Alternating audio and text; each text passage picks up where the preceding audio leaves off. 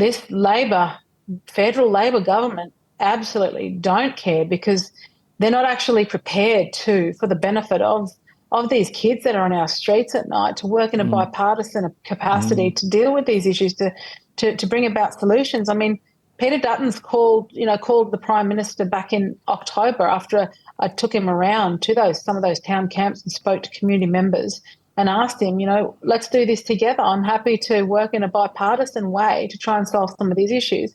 And Peter Dutton went on to call for a royal commission into the sexual abuse of Indigenous children. And, the Prime Minister didn't listen then. He certainly hasn't listened now. And he's not going to, because he clearly knows what's best. But he will wait until a referendum is called. And should that be successful, he'll wait another few years to establish this voice thing. And that's the voices he will listen to. He won't listen to those democratically elected Aboriginal voices currently sitting in Parliament. How much is alcohol a factor in all of this? Look, alcohol is a factor. It's a huge factor, but it's not. It's what exacerbates the underlying issues that we're dealing with here, and we're dealing with. Now we're coming into generations of children who have been left in dysfunctional circumstances where their human rights haven't been upheld, and because of the fact that they're Indigenous, and scary, authorities might be called racist for upholding their human rights because of the stolen generation, and they've been left to languish pretty much, and this is ongoing failure in the name of political correctness. Yes, that's right. You were going to present a bill that would force grog bans in communities until they developed alcohol management plans. Are you going ahead with that?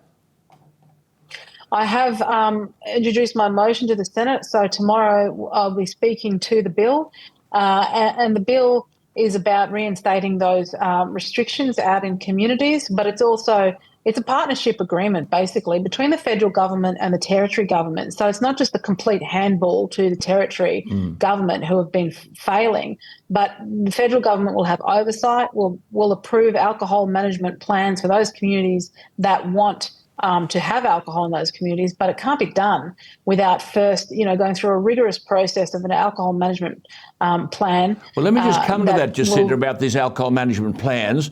I understand they'll have to be voted on by all residents. Now, why wouldn't women and vulnerable residents in the ballot process be bullied into voting in favour of booze going back into their communities? Who'll stop that? Well, so in terms of the territory government, they're proposing in their legislation that they would offer a vote for those communities to have those alcohol management plans. My proposal differs in that if they want an alcohol management plan, then a committee must be formed with stakeholders, equitable representation of both women and men drinkers and non-drinkers, experts, the Liquor Commission, in order to do that, because I think it's that process that will decide whether those plans will be effective or not. Are you confident that some machinery will exist to stop the fear and intimidation that will be directed at non-drinkers by those who want the alcohol bans to be lifted? Look, that is what that whole process will be about, and ultimately it'll be about the minister then having oversight and saying, okay, this is thorough.